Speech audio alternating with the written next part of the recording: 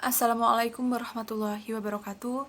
Nama saya Antonovita, Prodi Akuntansi di semester 3, selaku moderator dari kelompok 9.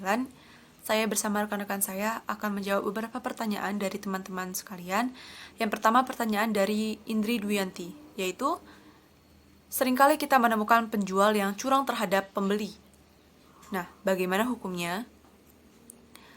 Allah Subhanahu wa taala berfirman dalam Quran surat Al-Mutaffifin ayat 1-6 yang artinya, kecelakaan besarlah bagi orang-orang yang curang, yaitu orang yang apabila menerima takaran, mereka minta dipenuhi, tapi apabila mereka menimbang atau menakar untuk orang lain, mereka malah mengurangi. Tidakkah mereka yakin bahwa sesungguhnya mereka akan dibangkitkan pada hari yang besar, yaitu hari di mana mereka akan bertemu dan menghadap Sang Rob. Nah, di sini sudah jelas bahwa hukum dalam mengurangi timbangan itu adalah dosa besar, yang dosanya itu sama dengan jika kita meninggalkan sholat.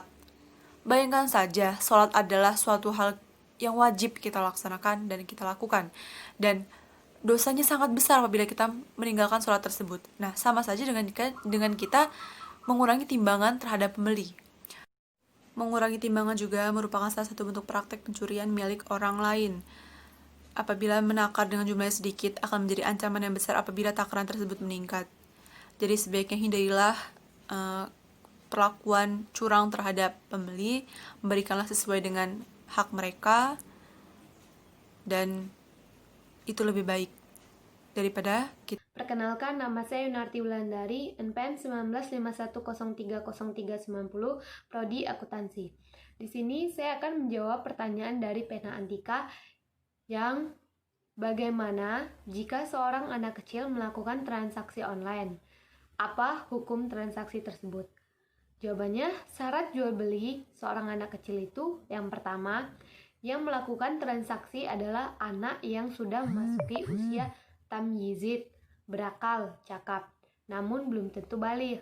Maksud dari tamyizid ini adalah mampu membedakan baik dan buruk dari apa yang dilakukannya. Yang kedua, barang yang dibeli oleh anak kecil adalah barang yang memiliki nilai rendah atau remeh, serta tidak mengandung mudarat. Bila mengandung mudarat, orang tua biasanya terlibat dalam mengawasi penggunaannya.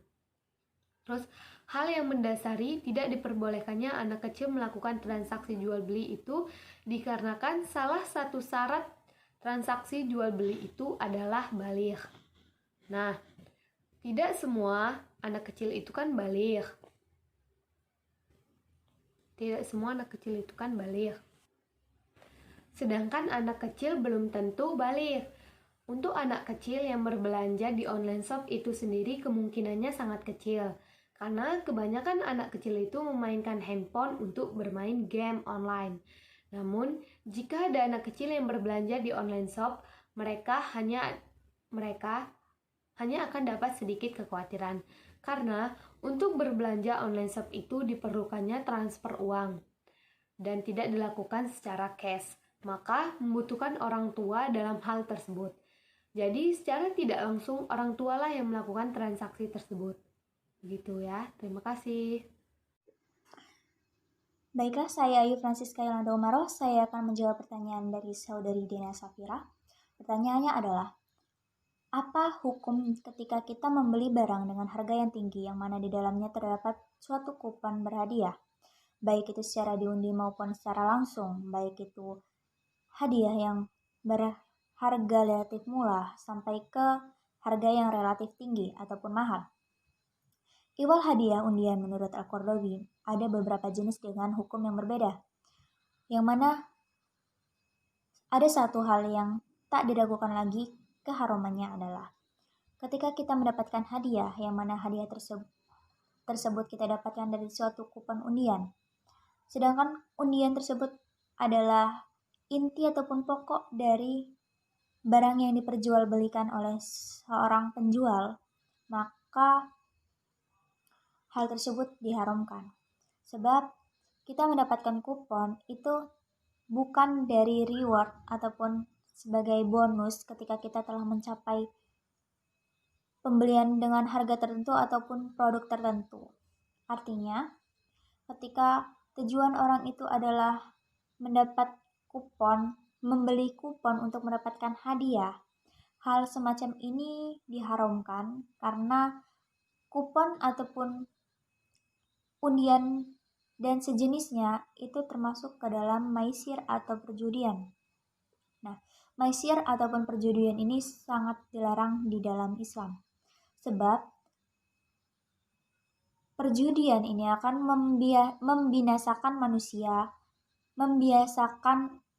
manusia untuk mendapatkan suatu keuntungan yang dapat secara mudah tanpa adanya usaha. Nah, penjelasan lebih simpelnya lagi atau lebih sederhananya lagi, undian itu, kupon undian ataupun hadiah dari kupon undian itu akan bernilai halal ataupun diperbolehkan ketika ia merupakan reward dari penjual ataupun sebagai bonus dari penjual. Tapi ketika hadiah kupon ataupun hadiah yang dapat dari kupon tersebut berasal dari kupon yang dibeli oleh konsumen, maka akan bernilai haram karena ia termasuk ke dalam perjudian ataupun maisir. Terima kasih. Hanya itu yang dapat saya sampaikan mengenai pertanyaan dari saudari Dena Safira. Terima kasih. Dan kami akhiri untuk sesi tanya jawab dan juga diskusi kali ini. Kami ucapkan terima kasih. Jika ada salah kata ataupun kehilafan, kami mohon maaf.